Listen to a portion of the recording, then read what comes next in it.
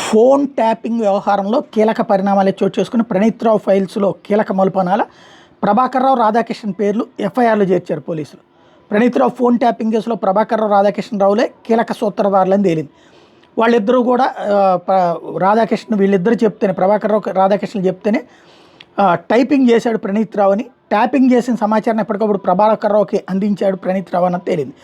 రాజకీయ నాయకులు వ్యాపారుల ఫోన్ నెంబర్లను ప్రణీత్ రావుకి ఇచ్చారు ప్రభాకర్ రావు రాధాకృష్ణ.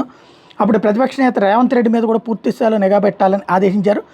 రేవంత్ రెడ్డి కుటుంబ సభ్యులు, అనుచరులు, అతని మిత్రుల ఫోన్లను కూడా ట్యాప్ చేయించారు. రేవంత్ రెడ్డికి సంబంధించిన ప్రతి సమాచారాన్ని ప్రభాకర్ రావుకి చేరేశాడు ప్రణీత్ రావు.